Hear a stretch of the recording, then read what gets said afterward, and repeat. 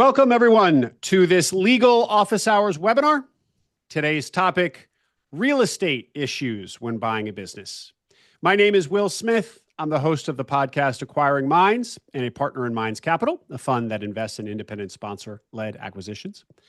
Attorneys James David Williams and Bill Barlow are going to host our session today. James David and Bill are partners in Barlow and Williams, a practice that specializes in small business M&A. They're at the front lines. Their focus is on helping searchers and independent sponsors like you all do your deals. They also represent sellers, so they see both sides of these transactions in the small business market, the lower middle market. The way we run these, as always, is that Bill and James David brought a presentation, which they will give, and then we'll turn to Q&A. To ask a question, use that Q&A function of Zoom. Should be a button pretty visible there. We don't use the raise a hand. We don't use the chat function. If you have a very involved question, sometimes in the legal office hours, those come up.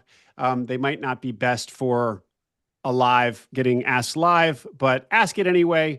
And James, David, and Bill will try to get back to you with an answer after the webinar. Just if you do that, make sure you're not logged in anonymously because then they cannot reach out to you. We are recording this session. You'll receive a link to that recording in this afternoon or tomorrow morning latest. That'll have a link to the recording and the slides. And I'll put some links in the chat here. But while I do that, Bill, James, David, go ahead and take it away. Great. Well, thank you very much. Like Will said, we're going to be talking about real estate issues today. Just a little bit about us. We're a M&A law firm. This is all we do. Lots of deals in this space. We'll talk a little bit later on about our model. So just before we get into it, I just want to kind of preview this. So real estate issues are something that can be major issues for your deal, and they're often overlooked with everything else. And our goal here today is to inform you about both the risks and the opportunities that come when you're dealing with real estate in business acquisitions. And just to set the stage a little bit, when you're buying a business, we're going to go over kind of 4 different scenarios. In scenario 1, you're buying a business and the business is leasing real estate from the landlord, a third-party landlord. And how do you deal with that? How do you deal with that landlord? And then all the other 3 scenarios are scenarios where you're going to buy a business and the seller actually owns the business. And in that case, you can either rent from the seller, you can buy the real property from the seller, or you can have a third party buy the real property from the seller. So those are kind of the 4 scenarios that we're going to jump into today. Okay, so we will start with what is probably the most common scenario, which is negotiating with a third-party landlord. So when we say third-party landlord here, it's anybody other than the seller, right? So the business occupies a spot in a strip mall, or the business is a manufacturing facility owned by some giant REIT, or whatever the scenario may be. So since most of our transactions involve SBA financing, we'll kind of focus on SBA financing first and then move to outside of that. So within the SBA context, there are some requirements for these leases. So the leases, with a few exceptions, have to be combined with options. The term of the lease must equal the term of the loan, right? So most of the time it's a 10-year maturity if you're buying using a 7A loan, buying a business. So the lease has to be for a total of 10 years. Now, that doesn't mean that it has to be a 10-year lease. It could be a 5-year lease with an option to renew for another 5 years. It could be a 2-year lease with 4 2-year renewals. We've seen one that was a 1-year lease with 9 renewals. There just have to be enough options to extend to a true 10-year lease. And then if you happen to have another amortization rate, then it could be as long as 25 years, depending on amortization. But One thing to note here, which is a little interesting, is that the SBA last year actually updated their requirements and is not as strict about this as they used to be, at least according to their SOP. However, in our experience, almost all banks continue to operate under that 10-year model, and they want to see you having a lease for the term of the loan. So the one thing I'll note here is if you think it's going to be very particularly difficult to get a term that's that long, um, you might be able to get a little bit of flexibility there, but this is something where you'd have to work really hard with the bank because usually they kind of have their old procedures in place and they'll probably still demand that 10-year term. yeah, the sorts of things that could qualify for not needing it. I mean, the actual language in the SOP is related to just the lesser of $500,000 or 30% of loan proceeds being used for fixed assets and things like that.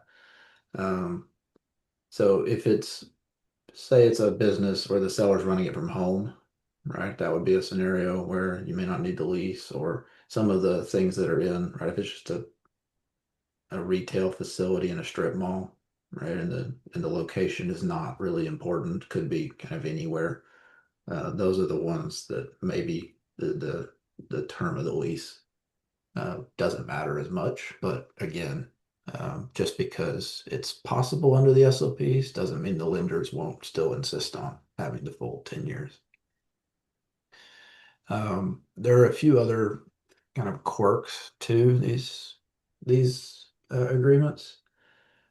One is that the bank is going to more or less insist on a subordination agreement that the landlord signs, which basically means that in the event of the business goes south and everything's getting liquidated, that the lender, your bank, gets first dibs on anything, even attached to the real estate, not the real estate itself, but anything attached to it.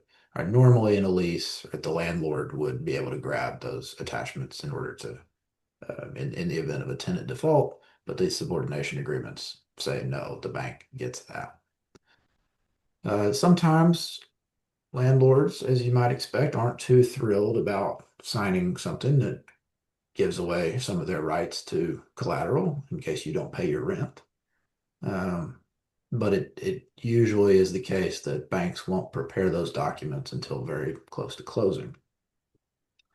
That said, it's generally not a good idea to wait until the last minute to talk to the landlord. Often the location of the business is important to its operations and to its continued success.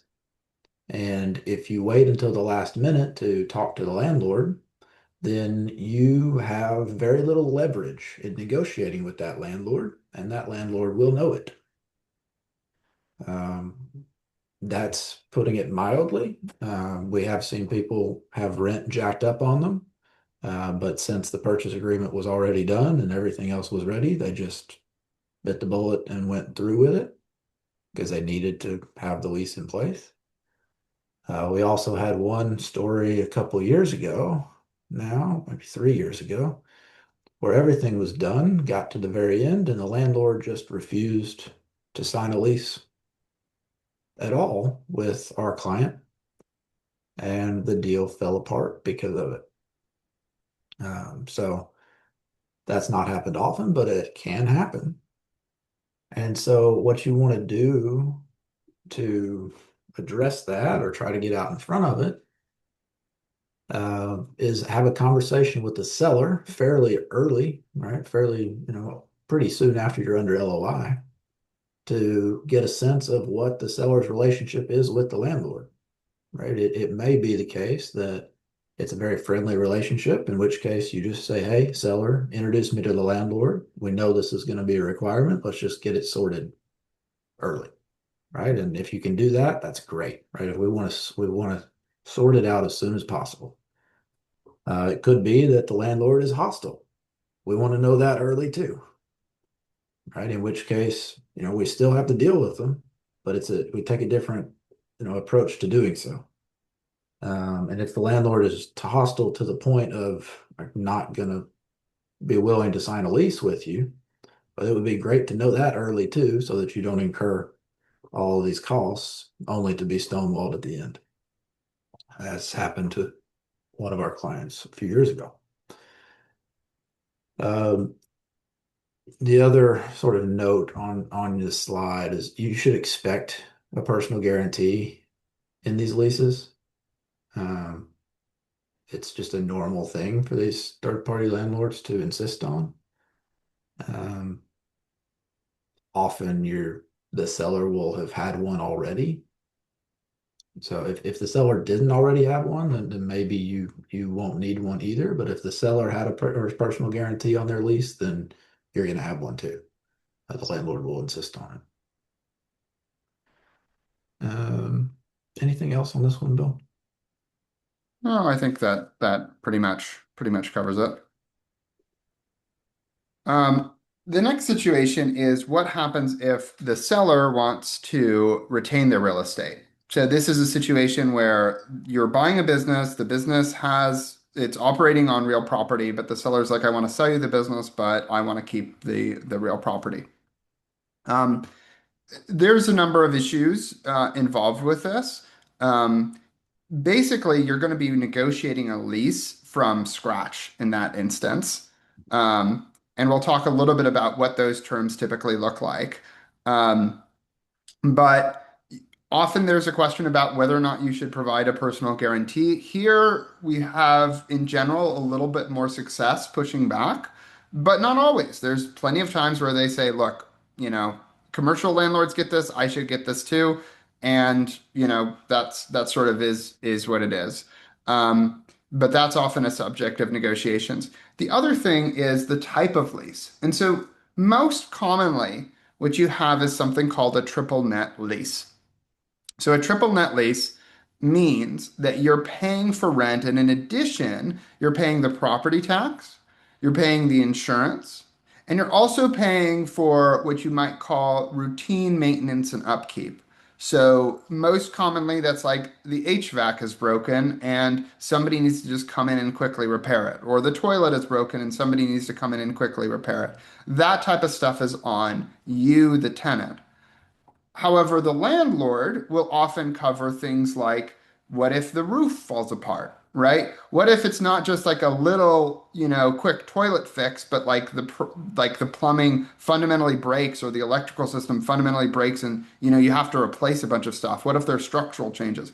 That's where, in a typical triple net lease, that's where the landlord steps in. And here, these are areas of negotiation. What things are on your table and what things are on their table.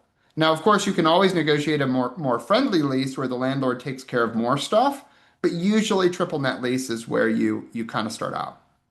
Then we're going to talk about two things that are really important, which are what happens if the landlord wants to sell or you eventually want to buy the property, right?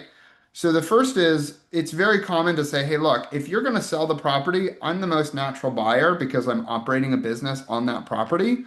I want the right to be able to buy it at the same price you would sell it for to a third party. And if that's the case, oftentimes it's beneficial for you to take that option because, then you're paying less rent and you get to amortize loans. So that's something that you can often negotiate for. Even more to that point, you could say, hey, look, my plan is to run this business maybe for a couple of years, pay down some debt. And when I'm in a better position, I actually want to buy this property from you, right? I want the option to buy that property from you. That's very common too. And of course, if you do that, you have to decide, how are we going to value the property? Is it going to be a third party appraiser? How do we agree on the third party appraiser? What are the different terms? Is it all, cash up front usually? But those are kind of the things that you do. And usually when you have an option to purchase outstanding, they effectively can't sell until that option to purchase has expired. And so, the landlord will probably say, hey, I need some period of time. And then after that, if you haven't exercised it, I'm gonna, sell it to whomever. Um, but yeah, those are the main things. And I will say, sometimes these negotiations, as crazy as it sounds, can be as fraught as the negotiations over selling your business in the first place. And so, just keep in mind these can get kind of thorny. He's being kind. Often these lease negotiations are worse than the business negotiations, Yeah. frankly. Um, in addition to all of this, right, the same, if you're using the SBA programs, right, the same things apply to the term of the lease and the 10 years and all of that still applies. But there can be much more flexibility. You can have gross leases, we've seen a lot more different sorts of leases when the seller is the property owner. Okay, so now we'll talk about buying real estate. So in this world, again, we'll kind of focus on the SBA program since that's what most of our audiences would be using. So the SBA 7A program is what almost all of you would be using to purchase a business. That's sort of the normal business acquisition loan. There is another program called it's the 504 program. That program has slightly different rules. It's only for real estate. It has to be in certain areas. 504 is meant to be a job creation program, so there's certain requirements about creating jobs in areas and all of that. It is possible to use both a 7A and a 504 as part of an acquisition. It's not, the 7A is much more common than the 504, but they can be done even in tandem.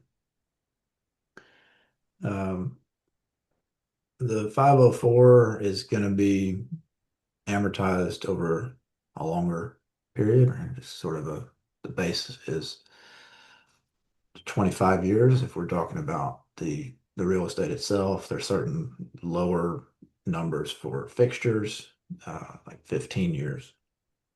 And then with the 7A loans, the amortization, right, for the business loan is 10, right? It's sort of the normal. It can be up to 25 for real estate if you're using real estate or using the loan for real estate in a 7A situation.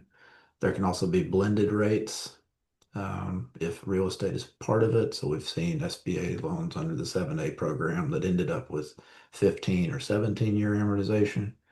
So some of that calculation gets a little bit into the particulars, even of the allocation, which is what one of these bullets is.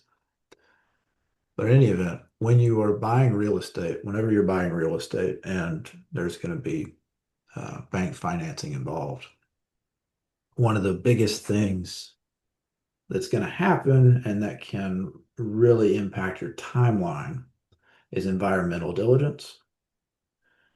So anytime you're buying real estate, you're going to have to obtain something that's called a phase one report, where you're going to, well, it's actually the seller who does it, but there's going to be an engineering firm come in and do some spot checks for various things to see if there have been leaks or if there's storage tanks underground or what have you. Sometimes it's if there's a bunch of metal around, if there's chemicals, right? Making sure those aren't leaching out into the groundwater. Sometimes it's just gasoline pooling or motor oil pooling in a parking lot. This is the kind of stuff too. They'll check a bunch of things. If the phase one report, and this takes a couple weeks, if the phase one report comes back clean, then you're good. if the phase one report, but sometimes the phase one report will say you need to do a phase two report. Phase two report is basically just more detailed testing of a particular thing, whether it's an underground storage tank that needs to be assessed or an area of the property that we want to take more samples of or what have you. If we need a phase two, then that adds, another few weeks to the process.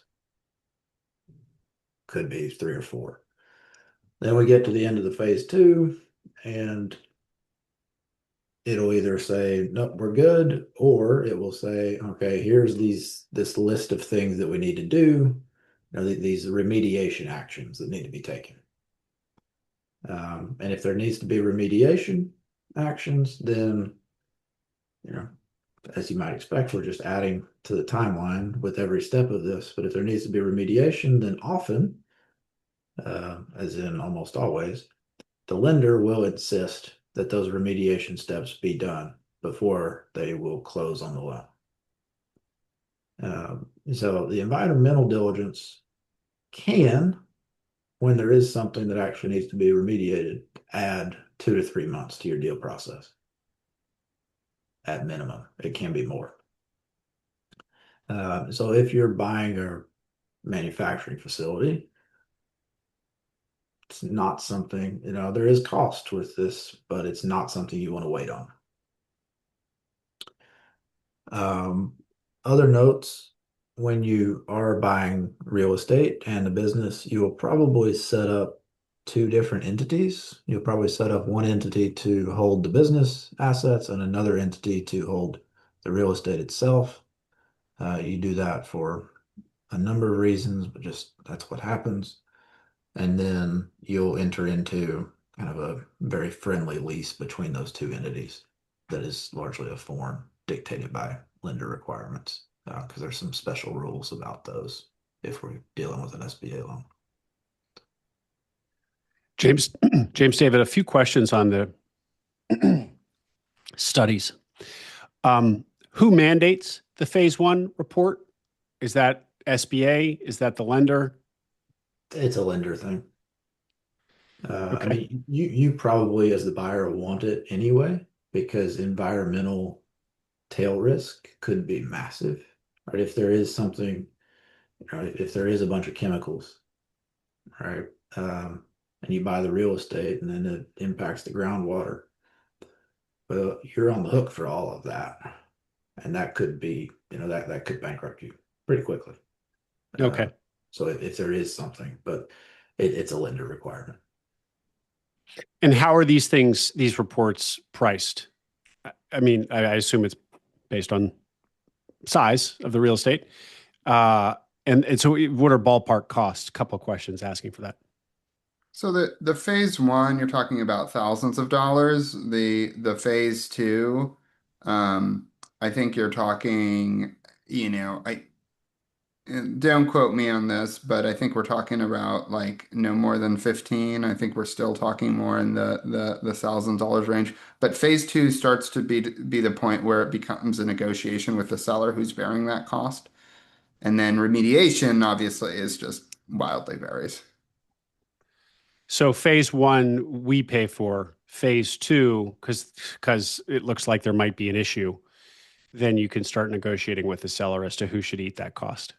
Yeah, because you're basically saying like, look, if the phase one was clean, I wouldn't have to, do anything. You know what I mean? Exactly. Yeah.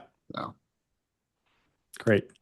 I mean, you don't have to, I mean, you could ask the seller to pay for the phase one also, right? It's not a. yeah. And is there some sort of ongoing requirement or environmental testing blanket? I'm sure there are in certain industries, but kind of as a blanket thing. No. I mean, you have legal requirements, right, based on whatever your industry is, and you don't want to breach environmental laws. That can get very expensive very fast. But no. Yeah. I mean, you'll probably know, are you, disposing of anything on site, right? That would be a, in some cases, we're dealing with one company right now where what they do, the company does, is environmental remediation, right? And so they can have times where they are like taking hazardous waste and sending it on site or dealing with it or something like that. So like if you know you're doing anything on site, that's definitely something to be aware of. Or there's chemicals that could potentially get into the ground or anything like that. So. There's a question here. Are environmental reports something that is required annually? If yes, could the seller's past reports satisfy the lender requirement? That was kind of, I reworded that to ask you guys. My point in repeating all of this is it sounds like from your tone that this is not something that you want to shortcut. This is not something where you want to try to save money. I mean, be prudent, but save money. You want to do a proper phase one and not skimp on this part of your diligence. I mean, you're not one, generally they don't have phase one things that they're doing, on a regular basis. It's just not common practice. Number two, at least at the level we're talking about. Number two is that, sometimes you can have a previous buyer who did a phase one and it turned out clean, right? But often in those cases, the report is directed to that individual buyer. And so the bank will want you to do another phase one for them because the idea being if it turned out that the phase one was, done inaccurately, then what is your remedy? Like somebody did a phase one for some other person, not for you, right? And so, you know, sometimes that can feel a little bit, unfortunate, and maybe you call up the same company and see if they can give you a discount. But, at the end of the day, you need to make sure you do it right. Mm-hmm.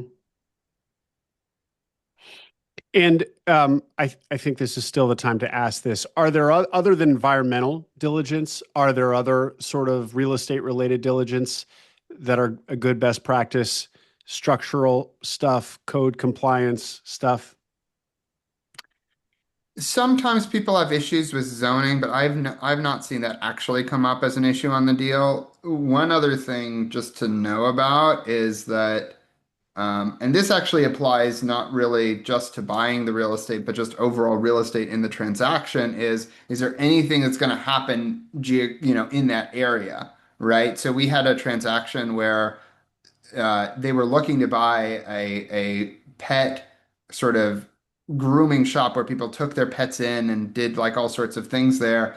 And it turned out there was a major construction project that was announced after the LOI was signed, and that was going to change the situation for them. So even though, this really isn't getting to the point of buying the real estate, but there are things kind of related to the location of the business that could be major issues that you may or may not be able to figure out. But ideally you want to look, is there anything that's happening with that whole overall environment that could change it? Like in an extreme case, right? If you had somebody that had a location right next to a big corporate headquarters and that big corporate headquarters just moved, that would change the business, so.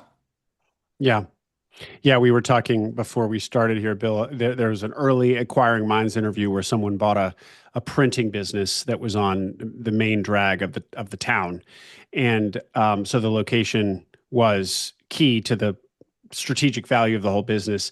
And then shortly after acquisition, the municipality started construction like on the road, right in front of the real estate, right in front of the shop, the print shop, and it went terribly. It just completely killed walk-in traffic, park ability to park and walk in, and so on. And it was devastating to the business. So another case of that. That's sort of like it is. I do think we think about it at the same thing, but it's a little different. One is real estate diligence. The other is almost like location diligence. Anyway, but Yeah. both things to think through. But if you are planning to buy the real estate, right, you get an inspection when you buy a house, right? Getting an inspection on the real estate, the quality of the roof, right, things like that, um, well within the realm of normal. Yeah. And frankly, sometimes even when you're doing leases, you'll want to, people will do some of that, Yeah. depending on the, what who bears the cost of repairs for various systems. Thank you. All right. The next thing, and this is honestly the most tricky of all these options, is a sale-leaseback transaction. So what this happens is this is a situation where the seller owns the business and the real estate. But instead of, and the seller is willing to sell the real estate, but instead of you buying the real estate, you find a third party to come in and buy the real estate instead. And so what are the advantages? Number one, maybe for some reason you don't want the real estate. So we had a deal where somebody was already just to buy the business, they were kind of reaching the limits of what they could do financially. And so they were like, okay, I want this business, I like this business, but I don't want to buy the real estate. The seller said, I really want to sell the real estate. I don't want to be sitting on this thing. I want to be done with this business. And so in that case, what happened is that the buyer bought the business and then had it actually happen post closing, a third party come in that bought it and then as part of that did a sale leaseback transaction. Um, in especially larger acquisitions, like independent sponsor acquisitions, it's more common to do it all at once, right? So you're buying the business, a third party is coming in buying the real estate, and usually the seller's price for the real estate is lower than what a third party buyer is going to pay for that real estate. So there's going to be a difference there, and that difference, you're going to pay some broker fees usually, but that difference is then used to fund the acquisition as an equity check or working capital, whatever it is. Usually not to fund the entire acquisition, but it's a component of that check. So there's a couple things you need to know about this. So first of all, I want to say some people come to us and say, well, can I do this in like an SBA context where I know I have to have the 10% for my SBA and, can I do a sale leaseback and use that money to be the equity check for the SBA? And the answer is basically no, because the mechanics of it don't really work out, just timing wise, how it all works. And the banks don't really get comfortable with it. So when we see sale leasebacks and SBA transactions, what we do is we see the buyer is already still planning to put in their normal equity check, but then in addition, they're also doing the sale leaseback transaction. So they're not using the money from the sale leaseback to provide that equity check, if that makes any sense. Now, the what are the benefits? So obviously you get additional money. One of the drawbacks, though, is that when you do a sale leaseback transaction, uh, generally speaking, you're going to have a much more onerous lease than you would a normal triple net lease. So what they call it an absolute triple net lease. So what does that mean? That means we were talking earlier, like, oh, if there's like the roof falls down, the landlord pays for it, but if it's like a minor thing, you pay for it. Absolute triple net lease, the roof falls down, you, the tenant, pays for it. Like there needs to be a structural repair, a wall collapses, you, the tenant, pays for it. Part of the building is destroyed and you can't run your business, you still have to pay rent. You can't terminate. So this is a much more onerous rent or terms, I should say, than you see in a typical commercial transaction. And one of the reasons why people are willing to pay more for the property in a sale leaseback scenario is because coming with it is this extremely landlord friendly lease. And so you need to bake that into your model and be like, okay, well, I need business interruption insurance. I need all this other stuff. So keep that in mind. The other thing I would say is it really does have an impact on closing timeline because, sale leaseback, the people who do that, sometimes they can be skittish, they can pull out, you might need to find a new buyer. And usually it's, whoever's buying the real estate, it's not just the person buying the real estate, they themselves have a lender and their lender will have their own requirements. And of course, you'll have to do the phase one, phase two, all that other stuff. But, like there's just more parties that are getting involved. And so that has a tendency to drag out the closing timeline. The seller could potentially get frustrated.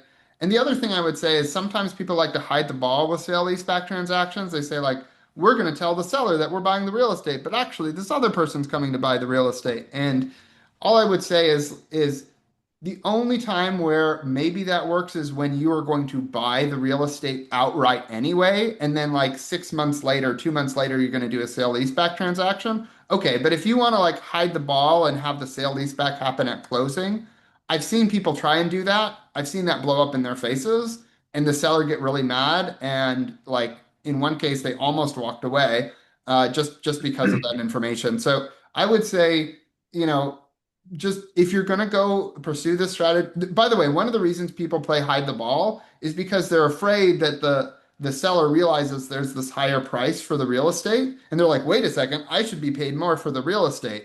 And the answer is, well, no, because the higher price is because we have this absolute triple net lease, which is a lot more onerous on the tenant. And that's why we're getting the higher prices, because we, the tenant, am willing to accept those terms. And so that can be hard to explain. So I understand, where people are coming from, but as a general principle, I would say it's always best to avoid surprises with the seller in terms of timeline, in terms of deal structure, because if they find out, then it really can damage that relationship. Your rent is probably also higher in a sale leaseback scenario, right? Yeah. Just as a rule. Um, but if I had to paint with a very broad brush, if you're doing an SBA transaction, or if you're planning to use a 7A loan, don't expect that a sale leaseback is going to happen. They just don't with regularity. There are also, and part of this is there tend to be minimums around check size and right just project value for the firms that do these sale leasebacks. And a lot of times, if we're in the SBA price range or SBA size range, they're just not big enough. So it's really uncommon for the sale leaseback to happen in conjunction with an SBA loan. I would say if you are in the independent sponsor realm, and especially if you're buying a manufacturing business or some other business where it's attached to the real estate, you know, it is fairly common to see some type of transaction like that sale leaseback as part of financing. Um, but also keep in mind in that context that a critical part, which is when there's a tie between the business and the real estate, we say it less common happening where, it's like just a generic warehouse, right? Or you're not really doing very much. I'm not saying it couldn't happen, but like where we see it often happening more is places like manufacturing where there's like some real cost if you were to decide to move. Could I add a little bit to all this, guys? Mhm. So um, so one of the most popular Acquiring Minds episodes was from I think last January, about an independent sponsor kind of who bought a manufacturing business with $3 million in EBITDA, um, with essentially none of his own money in, and a big part of that story was executing a sale leaseback. So it's a really incredible, eye popping story. Um, but just don't be too tempted. It was an exceptional case. I haven't caught up with Carlos since, so I don't know how it's gone. And I just don't think stories like that are that common. But to your point, Bill, it was a manufacturing business. And one of the ways that I've learned that the sale leaseback buyers see these rents these real estate and then the rents that they're getting is essentially like taking a bond on the business. They really care about the tenant, you, the business buyer, and your target, and they're kind of taking a risk on you a little bit, or they see it as an annuity coming out of your business more so than a typical landlord would see a tenant check. Um, don't press me on that. That's just language I've heard, which I thought was interesting. The other thing is, so part of what can be so sexy about these things is as Bill started this, is you have to bring less equity. Like Carlo, he brought nothing to the table to buy a really quite a sizable business. But putting that kind of case aside, there's also just the question of like, if you don't need the equity to execute the deal, then why you don't have to do it at the deal? Like you don't have to do it as a way of facilitating the acquisition. You could also just buy the business, see what the business's need or relationship to that real estate is, and later do it. And if you still decide it's a good idea, then you can get that money and put it on the balance sheet or dividend it out to yourself. So you don't have to do it at acquisition to take advantage of the sale leaseback mechanism. You can also just do it later after you've gotten inside the business and really understand the business better and its real estate needs better. And then I guess the last thing to say is we did a webinar on sale leasebacks last year. So search for Acquiring Minds sale leaseback webinar to go very deep on this topic. Thank you. Yes, and something else I'll just point out is we helped a seller and the buyer in that transaction, similar to what you did. It was a manufacturing transaction. The buyer used the sale leaseback proceeds to fund the equity check, did no money down, and the seller was really upset about it, almost walked away. Ended up, he finally accepted it. 2 years later, or a year and a half later, it went into distress. And part of that was the fact that there just wasn't enough cash flow to service both the debt and this very expensive lease. And 3 months ago, we bought it back.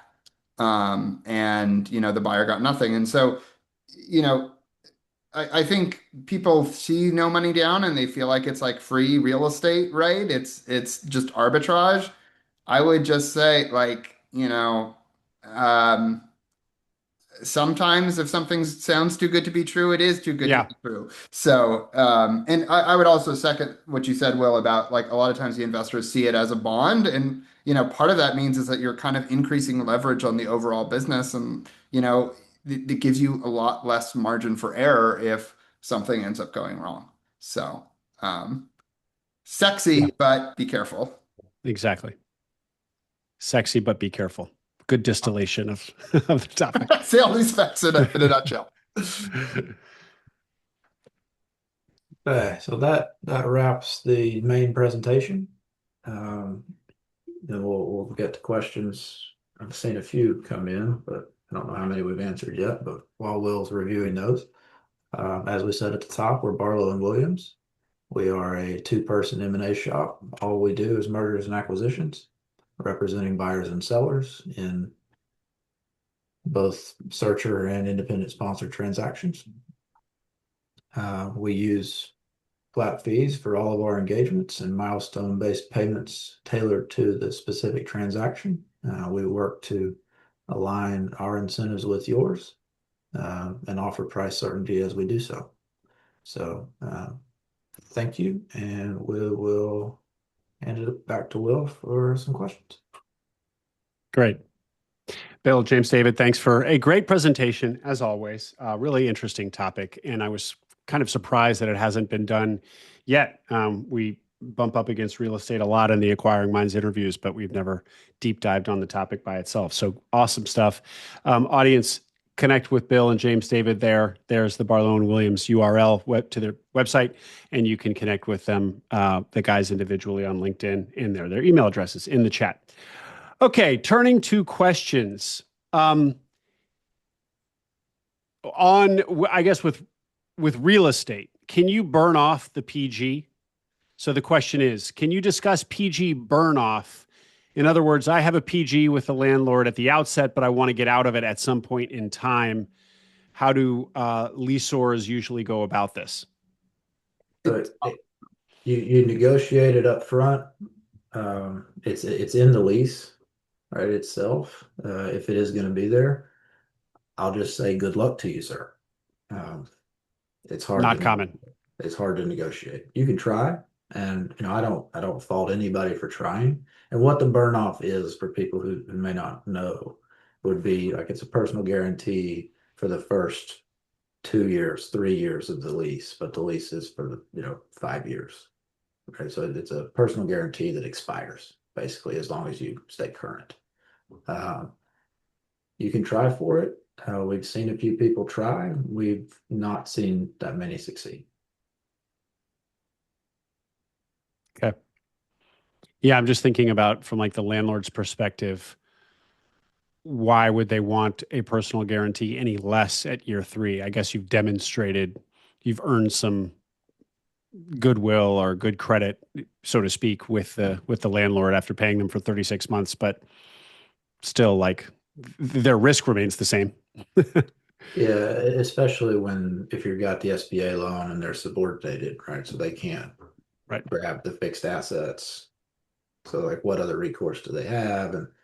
And so, maybe if you refi then out of an SBA loan into something else, then maybe you could have that conversation. But again, just don't don't count on it. Another thing just to keep in mind with a lot of third-party landlords, you're kind of going to them asking them for something, right? So you're like asking them to extend the term and other things. And so if they have a personal guarantee with the current seller and you're saying, hey, I would like less of it, what's your leverage, right? Like you have you have negative leverage because you're basically asking them to extend the term or make the assignment or whatever.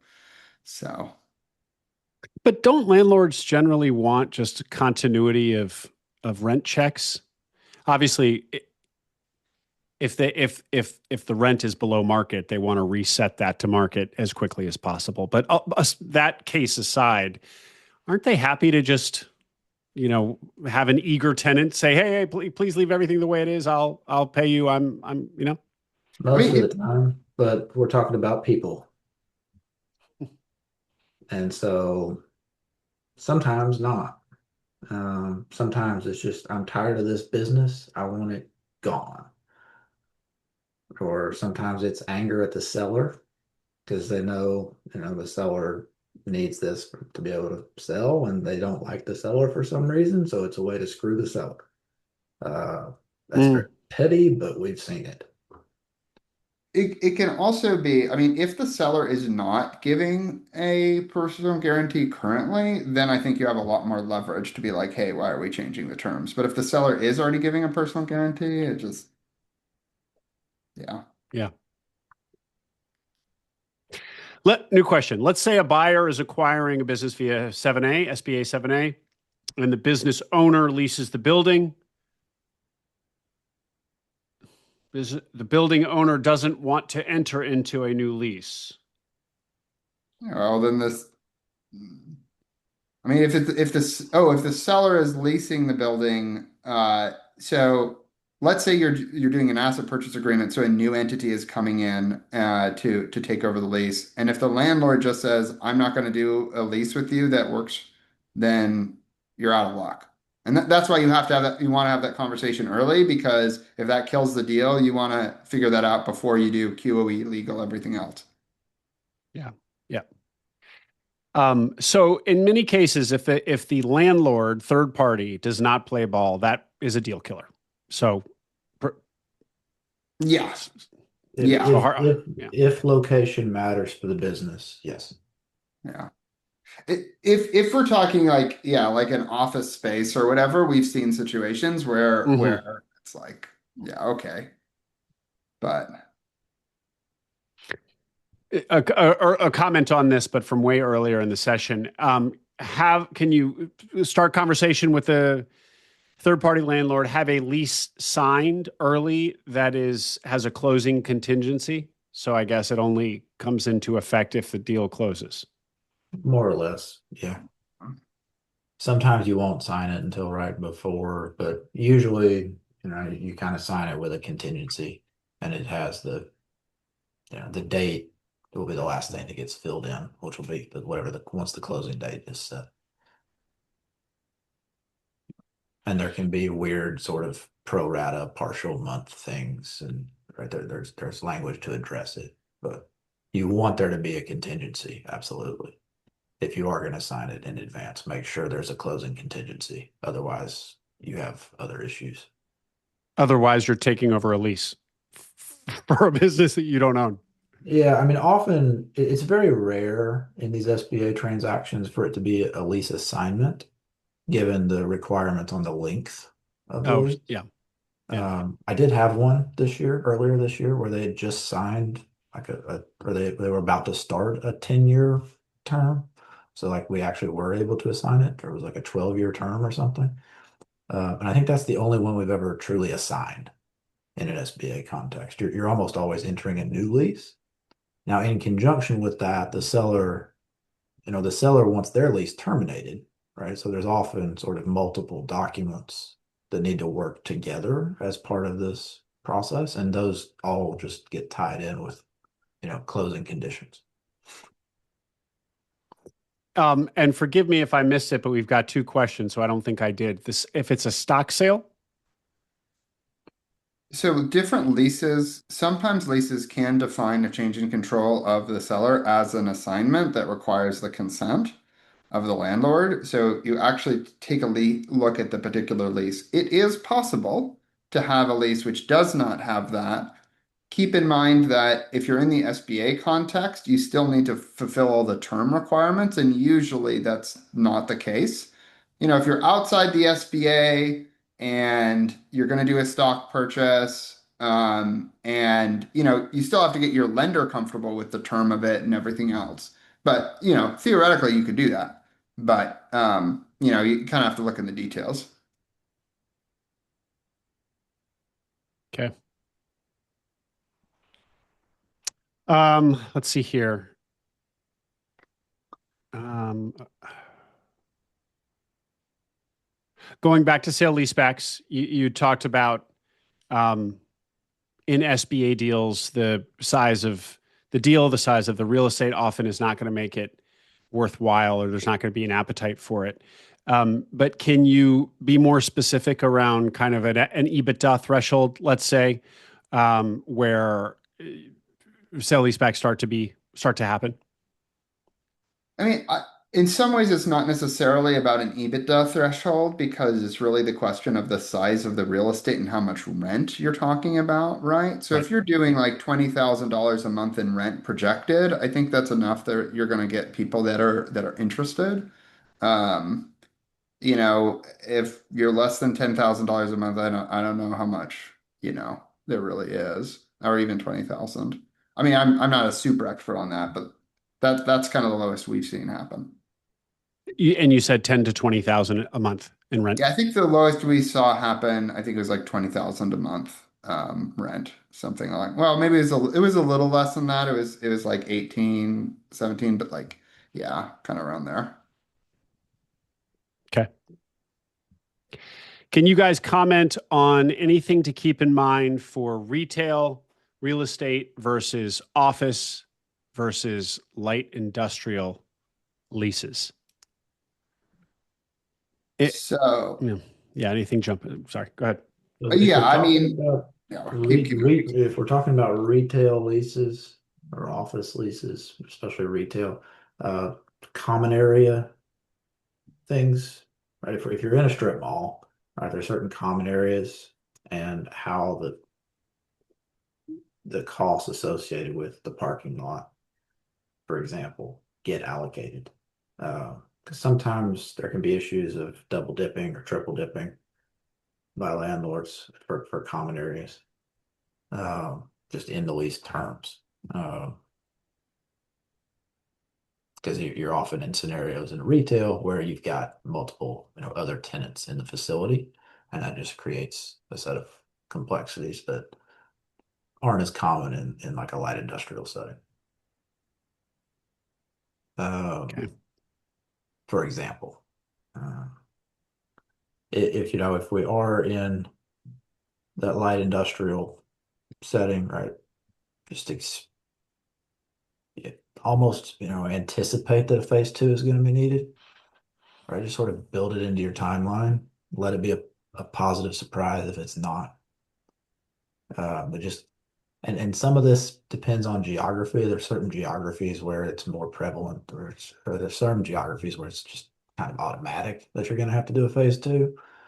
But if you are doing a light industrial facility and you're buying the real estate, so it's a completely different context, but you kind of assume that a phase two is going to be needed and build that into your timeline. That would be another thing. Bill probably has some other random tidbits too. But No, I think that's basically it. Like office in some ways is the one that like nobody really cares about. So, because it's at this point very replaceable, and generally landlords are just gleeful that you're wanting to stay as a tenant. So, we've never seen that one be an issue. A couple of cautionary tales here in the comment or in the Q&A, and then we'll do one last question and close this out. So Trudy says, I've dealt with phase 1, phase 2, and monitoring wells. Best to gather the info for the site and neighbors before LOI, in my opinion. The neighbor could be the toxic problem. Oh, interesting. Yeah. Yeah. Sounds like a story. And then Anonymous says, I had a deal die on environmental a few months ago. We weren't even buying the real estate, but the entity had polluted land over 60 years. The phase 1 and 2 cost about 30 grand. Fun times. Okay. They're in Vancouver. So there you Yeah. go. Final question. This is maybe in the weeds a little bit, but you had touched on it, Bill. What is that reasoning behind creating 2 entities for buying business and real estate?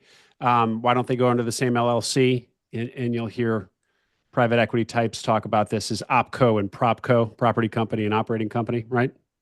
Yeah. So what's that about?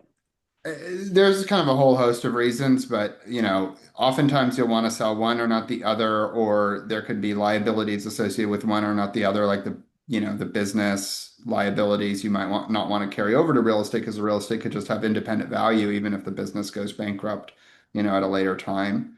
And it's just a lot cleaner and easier. Let's say you want to get loans or anything. And it's like, this thing just has this real estate. And we actually have had fights with clients that have not done this. And, it is, you are really setting yourself up with a lot of problems, sometimes even really big tax problems in the future, depending on how your business side is structured. So I would just say, like, please, please, please, always just have separate entities. Great. Okay, guys. Great presentation. These are always so valuable for everybody. Thanks for doing it. Thanks for the new idea to tackle real estate here. Here is audience Bill and James David's contact information there in the comments. Connect with them on LinkedIn. Shoot them an email if you have follow-up questions.